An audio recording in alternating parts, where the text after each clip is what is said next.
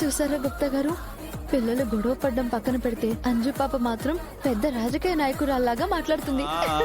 తమరు అతి తెలివితేటలన్నీ ఆ పిల్ల పిచ్చుకకు వచ్చినవి. నీ పిల్ల పిచ్చుక భవిష్యత్తున పెద్ద పొలిటీషియన్ అయిపోతుందా? చెప్పండి చెప్పండి, ప్లీజ్ చెప్పండి గుప్తా గారు. పొరపాటున మా నోట వెంట మాట వచ్చినచో ప్రశ్నల వర్షము కురిపించదవు. మేము చెప్పము, చెప్పకూడదు. ఒసే అంజు, ఎలక్షన్స్ అంటే ఆటలు అనుకున్నావా? గేమ్స్ ఆడితే ఓట్లు పడతాయి అనుకుంటున్నావా ఏంటి? ఏదైతే నీకెందుకు, మధ్యలో నువ్వు ఇంటర్ఫియర్ అవ్వకు. చెప్పింది వినవే.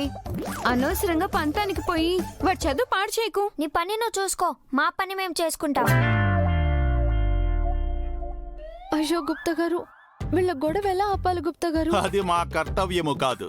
తెలుసు, మీరు కనీసం పిల్లల గొడవ కూడా ఆపలేరా? నేనే వెళ్ళి ఆపుతాను. అది నీ కర్తవ్యము కూడా కాదు.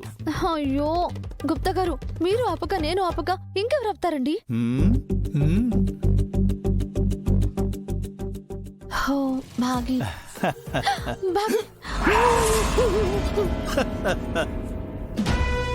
ఏంటి రాథోడ్, ఇంకా గొడవలు పడుతూనే ఉన్నారా?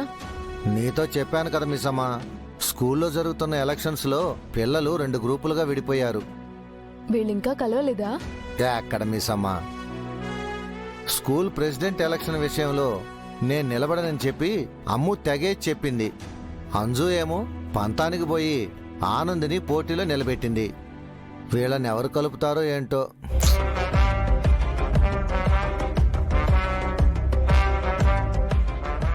పోటీలో నిలబడ్డం గొప్ప కాదు, గెలవడం గొప్ప. ఎవరు చెప్పారమ్ము? నిలబడ్డం కూడా గొప్పే. అది మిస్సమ్మ, అలా చెప్పు. మిస్సమ్మా ప్లీజ్, రియాలిటీ తెలియకుండా మాట్లాడుకు. రేపొద్దున వీడు ఓడిపోతే డిప్రెస్ అవుతాడు. ఆ ఎఫెక్ట్ వాడి చదువు మీద పడుతుంది. ఓడిపోతావు అనుకుంటే ఎప్పటికీ గెలవలేమమ్ము. చివరి క్షణం వరకు గెలవడానికి ప్రయత్నించాలి. హలో చూడు, చూసి నేర్చుకో. ఎంకరేజ్ చేయడం రాదు కానీ డిస్కరేజ్ చేయడానికి మాత్రం రెడీగా ఉంటావు. అంజు, మిస్సమ్మా నీకు తెలియదు మిస్సమ్మా, ఈ ఎలక్షన్స్ పెద్ద గ్యాంబ్లింగ్. వీడికి పోటీగా నిలబడ్డ బంటిగాడితో మా ప్రిన్సిపల్ చేతులు కలిపింది. వీడు గెలవడం ఇంపాసిబుల్. ఏం కాదమ్ము, మీ డాడీ ఎవరు? లెఫ్టినెంట్ అమరేంద్ర. ఎన్నో వందల మంది సోల్జర్స్ కి నాయకత్వం వహిస్తారు. ఆ లీడర్షిప్ క్వాలిటీస్ ఆ ఆనంద్లో కూడా ఉన్నాయి.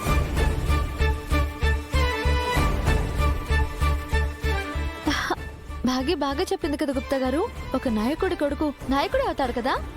భవిష్యత్తు గురించి మాకు తెలియదులే బాలిక. అవును, మీకు మాత్రం ఏం తెలియదు. ఈ విషయం చిన్న చిలక జ్యోతిష్యం చెప్పేవాని అడిగినా కూడా చెప్పేస్తాడు.